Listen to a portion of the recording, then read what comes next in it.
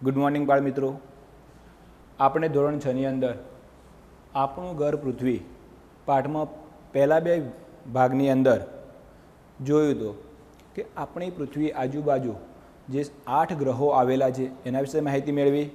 એના પછી આપણે અક્ષાંશ રેખાંશ વિશે માહિતી મેળવી. હવે અક્ષાંશ રેખાંશની સાથે કટિબંધો.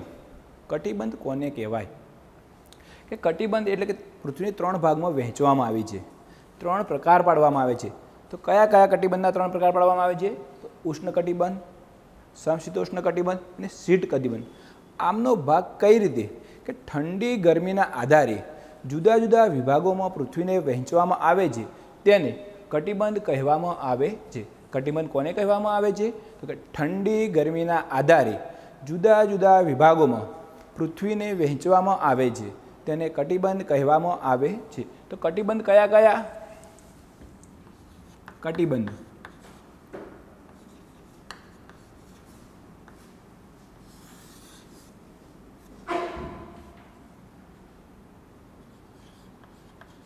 ઉષ્ણ કટિબંધ,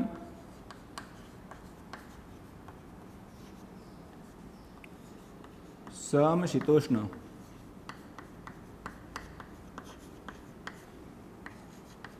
કટિબંધ અને શીત કટિબંધ.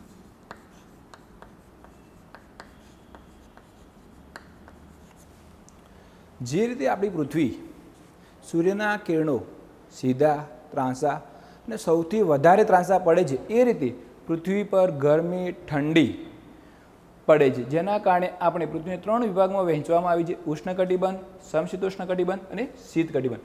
ઉષ્ણ કટિબંધ પૃથ્વી કે વિષુવવૃત્તથી ઉત્તરે 23.5 અંશ અને દક્ષિણે 23.5 અંશ વચ્ચે સૂર્યના કિરણો સીધા પડે છે, સૂર્યપ્રકાશ વધુ મેળવે છે અને સૂર્યપ્રકાશ જે જગ્યાએ વધુ આવતો હોય ત્યાં ગરમી વધુ પડતી હોય કે અતિશય ગરમી પડે છે, કે જે પૃથ્વીનો 40% ભાગ ઉષ્ણ કટિબંધ રોકે છે. પૃથ્વીનો 40% ભાગ ઉષ્ણ કટિબંધ રોકે છે. એના પછી સમશીતોષ્ણ કટિબંધ. પૃથ્વીને ઉપર 23.5 ઉત્તર અક્ષાંશ વૃત્તથી 66.5 ઉત્તર અક્ષાંશ વૃત્ત અને 23.5 દક્ષિણ અક્ષાંશ વૃત્તથી 66.5 અંશ દક્ષિણ અક્ષાંશ વૃત્ત વચ્ચે સૂર્યના કિરણો થોડાક ત્રાંસા પડે છે. ત્યાં ગરમી અને ઠંડી સહપ્રમાણ, કે ઠંડી અને ગરમી કેવી રહે છે? સરખી.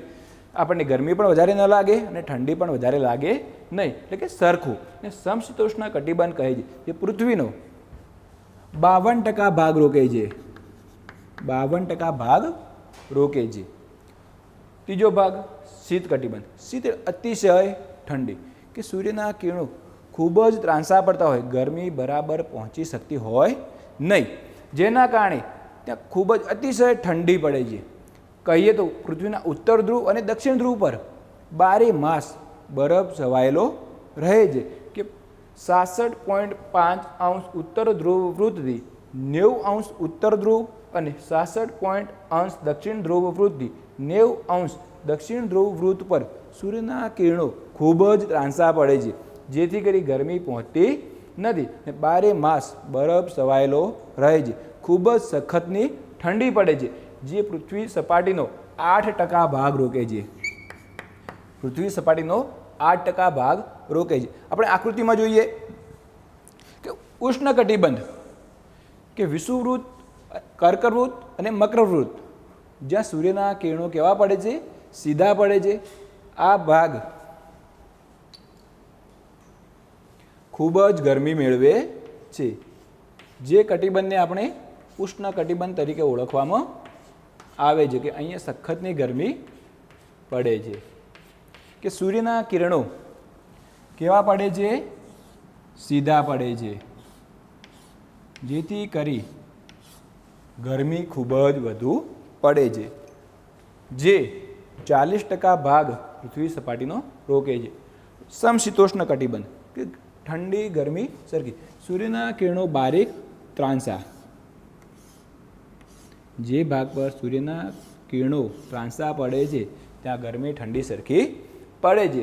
તો કે ઉત્તર ધ્રુવવૃત્ત અને કર્કવૃત્ત, દક્ષિણમાં મકરવૃત્ત અને દક્ષિણ ધ્રુવવૃત્ત પર સૂર્યના કિરણો ત્રાંસા પડતા હોવાથી ઠંડી ગરમી સરખી પડે છે, જેથી કરી એને કહેવાય કે સમશીતોષ્ણ કટિબંધ કહેવામાં આવે છે. હું દર્શાવું છું તે ભાગ. આ ઉત્તરે ને આ દક્ષિણે, અહીંયા ગરમી ઠંડી સરખી પડે છે. ઉષ્ણકટિબંધ, સમશીતોષ્ણ કટિબંધ. હવે શીત કટિબંધ. ઉત્તર ધ્રુવવૃત્ત અને દક્ષિણ ધ્રુવવૃત્ત સૂર્યના કિરણો અતિશય ત્રાંસા પડે છે. સૂર્યના કિરણો કેવા પડે છે? અતિશય ત્રાંસા, જેથી કરી ગરમી ત્યાં પહોંચી શકતી નથી. આ કટિબંધ છે જે શીત કટિબંધ તરીકે ઓળખવામાં આવે છે. ત્યાં 12 માસ બરફ છવાયેલો રહે છે. આપણો એન્ટાર્કટિકા ખંડ જે બરફની શિલાઓથી ઢંકાયેલો રહે છે, જે શીત કટિબંધમાં આવેલો છે, અને પૃથ્વી સપાટીનો 8% ભાગ રોકે છે. આગળ જોઈએ પૃથ્વીની ગતિ. આપણી પૃથ્વી સતત ગતિ કર્યા કરે છે. પૃથ્વી સતત ગતિ કર્યા કરે છે, જેના કારણે દિવસ રાત, ઋતુઓ વગેરેનો અનુભવ આપણે કરીએ છીએ.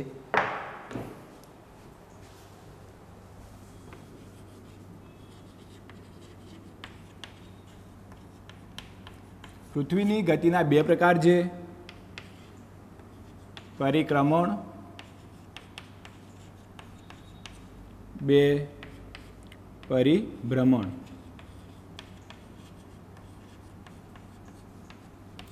આપણી પૃથ્વી ગોળ છે, સતત ફર્યા કરે છે, જેના કારણે આપણી પૃથ્વી પર દિવસ રાત, ઋતુઓ થયા કરે છે. એના માટે જવાબદાર 2 ગતિઓ છે, પરિક્રમણ અને પરિભ્રમણ. આપણે જોઈએ પરિક્રમણ. પરિક્રમણ કે પૃથ્વી સૂર્યની આજુબાજુ ફરે છે. સૂર્યની આજુબાજુ ફરવાની જે પૃથ્વીની ગતિ છે તેને પરિક્રમણ કહે છે.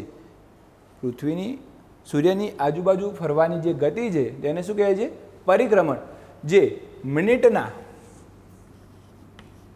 મિનિટના 1760 કિલોમીટરની ઝડપે પૃથ્વી સૂર્યની આજુબાજુ ફરે છે, જેના કારણે રાત દિવસ લાંબા ટૂંકા થાય છે.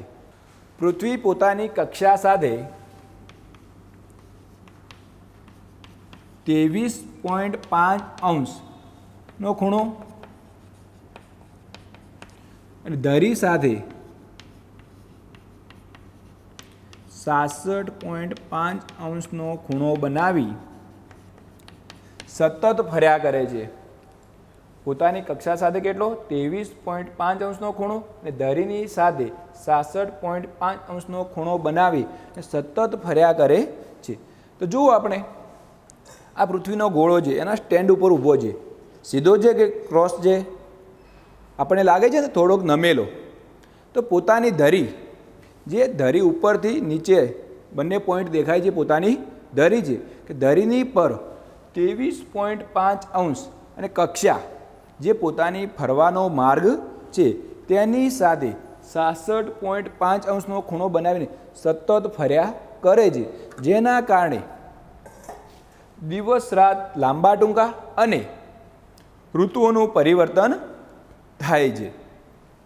ધરીભ્રમણ કે પરિભ્રમણ. પરિભ્રમણને શું ધરીભ્રમણ પણ કહેવાય છે. જે રીતે ભમરડો પોતાની ધરી પર ફરે છે, બધા આપણે ભમરડો ફેરવીએ છીએ તો ભમરડો પોતાની ધરી પર ફરતો હોય છે, એ રીતે પૃથ્વી પોતાની ધરી પર ફરે છે, જેને પરિભ્રમણ કહેવામાં આવે છે કે ધરીભ્રમણ તરીકે ઓળખવામાં આવે છે.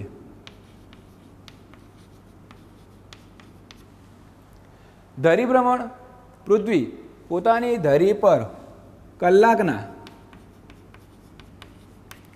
1670 કિલોમીટરની ઝડપે ફરે છે. 1 કલાકના 1670 કિલોમીટરની ઝડપે ફરે છે. એક આંટો પૂરો કરતા કેટલો સમય લાગે છે? 24 કલાક. પૃથ્વીને પોતાની ધરીની પર પરિભ્રમણ કરતાં 24 કલાક લાગે છે, જેથી કરી આપણને રાત દિવસ થાય છે. દૈનિક ગતિ તરીકે પણ ઓળખવામાં આવે છે.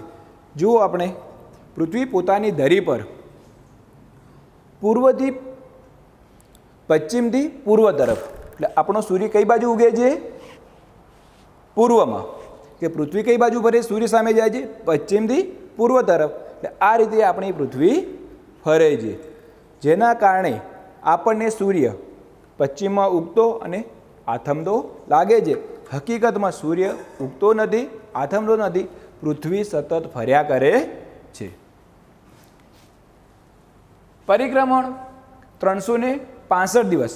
પૃથ્વી સૂર્યની આજુબાજુ ફરતા કેટલો સમય લાગે છે?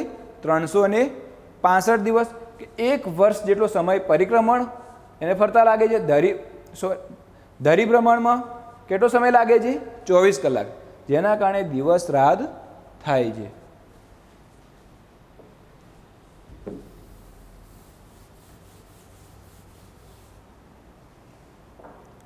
દિવસ રાત.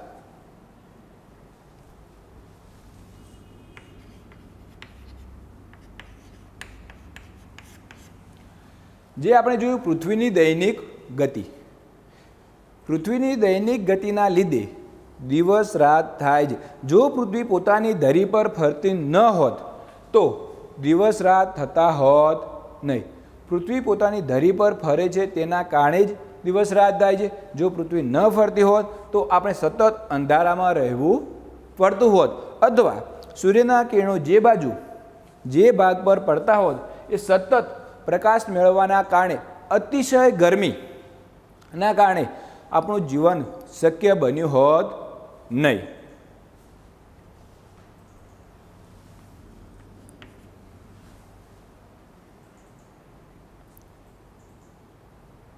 સૂર્ય અને પૃથ્વી વચ્ચેનું અંતર હંમેશા વધઘટ થતું હોય છે.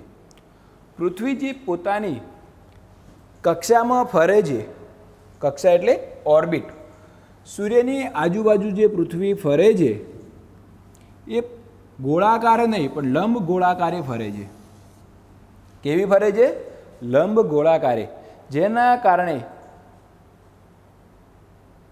સૂર્ય અને પૃથ્વી વચ્ચેનું અંતર હંમેશા વધઘટ રહે છે. સૂર્ય અને પૃથ્વી વચ્ચેનું અંતર કેવું રહે છે? હંમેશા વધઘટ રહે છે. જેના કારણે પૃથ્વી પર ગરમી ઠંડીનું પ્રમાણ વધઘટ રહેતું હોય છે. 21મી જૂને સૂર્યના કિરણો 21મી જૂને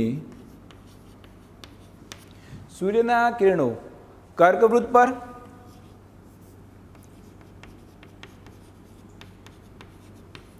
અને 22મી ડિસેમ્બરે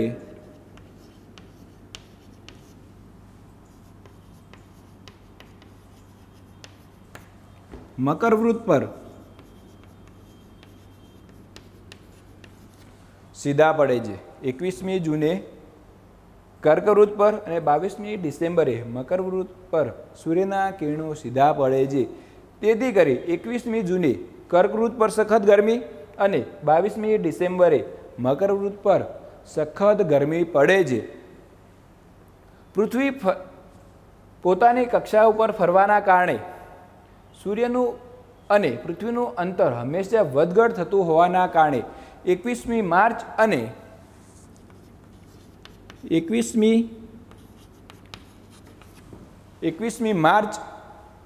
અને 23મી સપ્ટેમ્બરે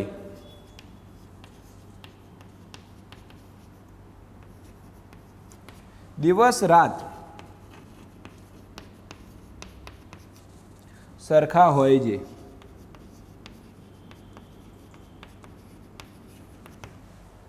21મી જૂને કર્કવૃત પર સૂર્યના કિરણો સીધા પડે છે. 22મી ડિસેમ્બરે મકરવૃત પર સૂર્યના કિરણો સીધા પડે છે. પૃથ્વીની સતત કક્ષામાં ફરવાની ગતિના કારણે 21મી માર્ચ અને 23મી સપ્ટેમ્બરે દિવસ અને રાત સરખા હોય છે. આગળ જોઈએ ઋતુઓ.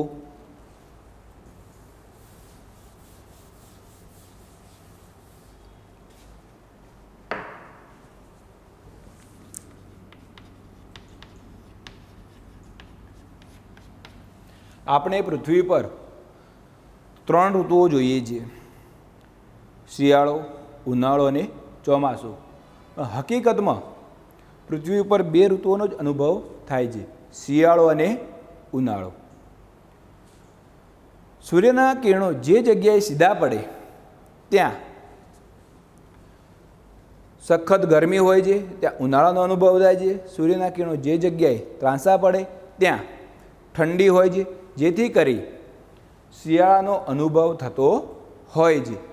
કે પૃથ્વી જે પોતાની ગતિ, જે વાર્ષિક ગતિના કારણે કે કક્ષાની અંદર પરિભ્રમણ કરે છે, જેના કારણે ઉત્તર ધ્રુવ અને દક્ષિણ ધ્રુવ સૂર્યની સામે વારાફરતી આવે છે.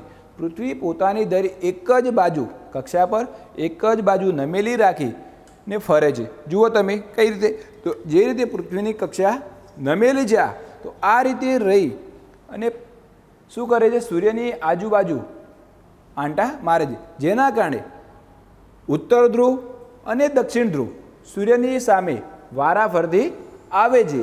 જેના કારણે ઉત્તર ધ્રુવ સૂર્યની સામે આવે ત્યારે ઉત્તરમાં, દક્ષિણ ધ્રુવ સૂર્યની સામે આવે ત્યારે દક્ષિણમાં ગરમીનું પ્રમાણ વધતું હોય છે. જેના કારણે ઉનાળો અને શિયાળો આ બંને ઋતુઓ વારાફરતી બદલાતી રહેતી હોય છે.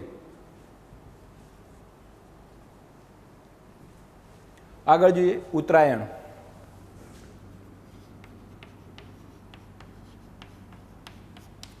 આપણે બધા ઉત્તરાયણ પર પતંગો ચગાવવાની મજા લેતા હોઈએ છીએ, ખૂબ જ આનંદભેર મકર સંક્રાંતિ ઉજવીએ છીએ. પણ હકીકતમાં ઉત્તરાયણ થયું કે સૂર્યનું ઉત્તર તરફ પ્રયાણ કરવું.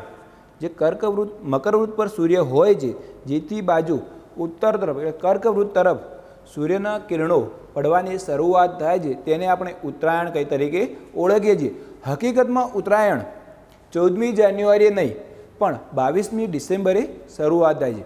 22મી ડિસેમ્બરે જે આપણે ટૂંકામાં ટૂંકો દિવસ હોય છે, એ દિવસે મકરવૃત પર સૂર્યના કિરણો સીધા પડતા હોય છે, ત્યાં લાંબામાં લાંબો દિવસ હોય છે. એટલે કે 22મી ડિસેમ્બરથી સૂર્યના કિરણો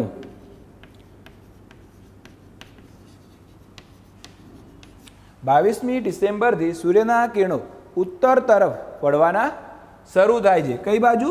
ઉત્તર બાજુ, જેને આપણે ઉત્તરાયણ તરીકે ઓળખીએ છીએ. જેને આપણે ઉત્તરાયણ તરીકે ઓળખીએ છીએ. અને 14મી જાન્યુઆરી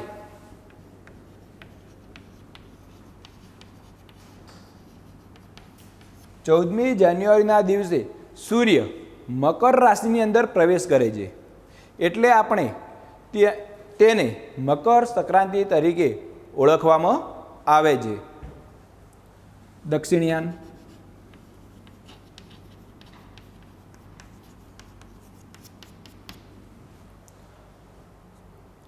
એકવીસમી જૂને સૂર્યના કિરણો કર્કવૃત પર સીધા પડતા હોય છે. 21મી જૂને સૂર્યના કિરણો કર્કવૃત પર સીધા પડતા હોય છે. 21મી જૂને ત્યાંથી ખસી અને મકરવૃત તરફ સૂર્ય ખસે છે, જેને આપણે દક્ષિણયાન તરીકે ઓળખવામાં આવે છે. 21મી જૂનના દિવસે સૂર્યના કિરણો ઉત્તર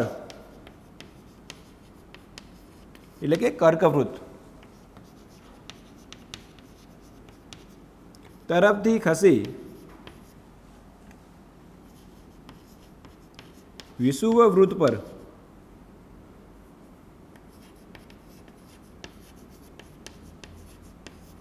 પડવાની શરૂઆત થાય છે, જેને દક્ષિણયાન તરીકે ઓળખવામાં આવે છે. સંપાત.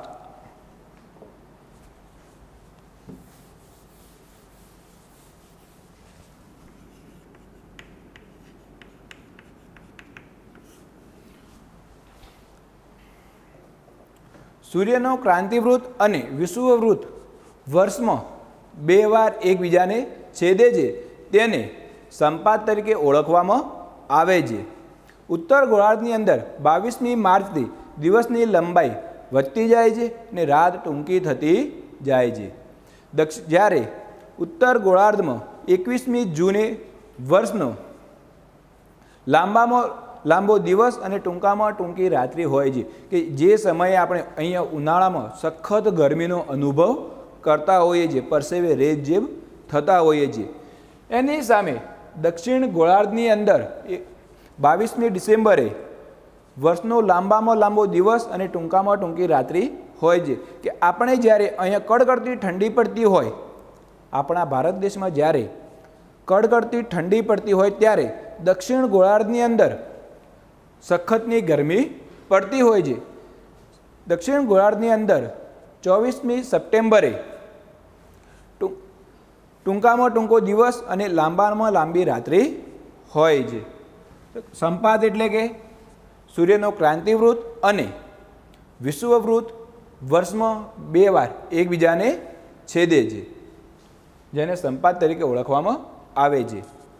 21મી માર્ચ અને 23મી સપ્ટેમ્બરના દિવસે રાત અને દિવસ સરખા હોય છે. 21મી માર્ચ 23મી સપ્ટેમ્બર રાત દિવસ સરખા હોય છે, કે 12 કલાકની રાત્રિ અને 12 કલાકનો દિવસ, રાત દિવસ સરખા હોય છે. આગળનો ટોપિક જોઈએ, લીપ વર્ષ.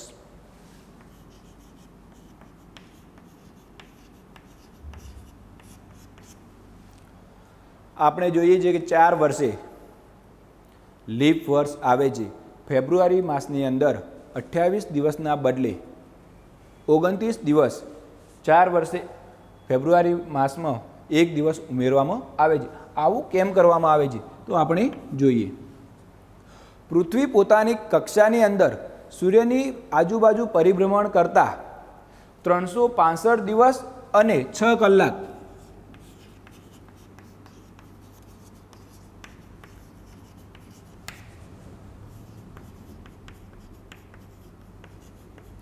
365 દિવસ અને 6 કલાકનો સમય લાગે છે.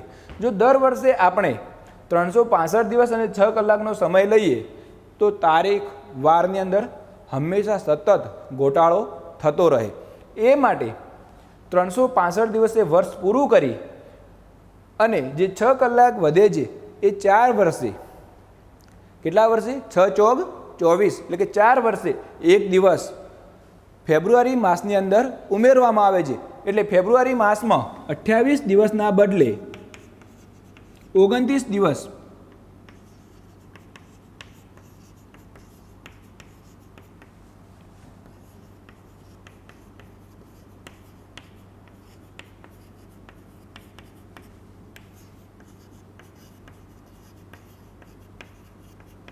આપણે લીપ વર્ષમાં જોઈએ છીએ કે ફેબ્રુઆરી માસમાં કેટલા દિવસ હોય છે?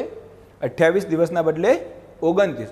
આ એક દિવસ ક્યાંથી આવે છે કે 365 દિવસમાં જે પૃથ્વી એક ચક્ર પૂરું કરે છે, પણ હકીકતમાં કેટલા દિવસ લાગે છે? અને 365 પ્લસ 6 કલાક. 6 કલાકને આપણે 4 વર્ષે 1 દિવસ થાય, એટલે 1 દિવસને ક્યાં ઉમેરવામાં આવે છે? ફેબ્રુઆરી માસમાં ઉમેરી અને લીપ વર્ષમાં ઉમેરવામાં આવે છે. એટલે લીપ વર્ષમાં કેટલા દિવસ હોય છે? 366. લીપ વર્ષમાં કેટલા દિવસ થાય છે? 366 દિવસ. આગળનો મુદ્દો જોઈએ, સૂર્યગ્રહણ. સૂર્યગ્રહણ બાળ મિત્રો, આપણે હમણાં જ સૂર્યગ્રહણ જોયું હતું.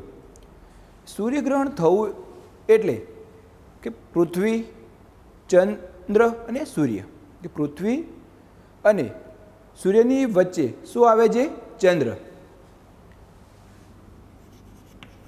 પૃથ્વી, ચંદ્ર અને સૂર્ય, કે સૂર્યના કિરણો પૃથ્વી ભાગ પર આવતા હોય છે, પરંતુ વચ્ચે ચંદ્ર આવી જતા ચંદ્રનો પડછાયો પૃથ્વી પર આવે છે, જેને આપણે સૂર્યગ્રહણ તરીકે ઓળખવામાં આવે છે.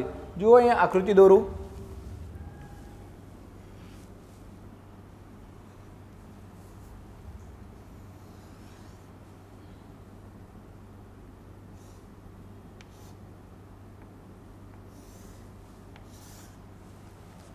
બાળ મિત્રો, કે જે આપણે સૂર્યમાંથી પ્રકાશ આવે છે એ પૃથ્વી પર આવવા માટે સીધો આવવાની જગ્યાએ ચંદ્રનો અવરોધ આવતા ત્યાં શું થાય છે, પૃથ્વી પર અંધકાર વ્યાપી જાય છે. પણ ચંદ્ર કેવો છે, નાનો છે, કે સૂર્યની સંપૂર્ણ સપાટીને ઢાંકી શકતો નથી, જેના કારણે આખી પૃથ્વી પર સૂર્યગ્રહણ એકી સાથે જોઈ શકાતું નથી. ને સૂર્યગ્રહણ હંમેશા અમાસના દિવસે થાય છે. સૂર્યગ્રહણ ક્યારે થાય? હંમેશા અમાસના દિવસે થાય છે. પરંતુ દર અમાસે સૂર્યગ્રહણ થવું શક્ય નથી. ચંદ્રગ્રહણ વિશે જોઈએ આપણે. જે રીતે સૂર્ય ગ્રહણ થાય છે એ રીતે ચંદ્રગ્રહણ પણ થાય છે.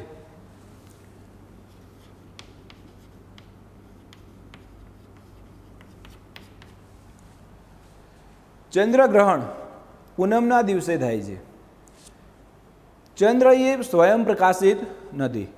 ચંદ્ર એ સૂર્ય પાસેથી પ્રકાશ મેળવી એની સપાટી પર પરાવર્તિત થઈ અને આપણને પૃથ્વી પર મોકલે છે. કે પરપ્રકાશિત હોવાના કારણે શું થાય છે, ચંદ્ર વચ્ચે અને સૂર્ય વચ્ચે પૃથ્વી આવી જાય ત્યારે ચંદ્ર પર પૃથ્વીના કિરણો પહોંચી શકતા નથી, જેના કારણે ચંદ્રનો અમુક ભાગ ઘણીવાર આખો ચંદ્ર ઢંકાઈ જતો હોય છે, જેને આપણે ચંદ્રગ્રહણ તરીકે ઓળખવામાં આવે છે.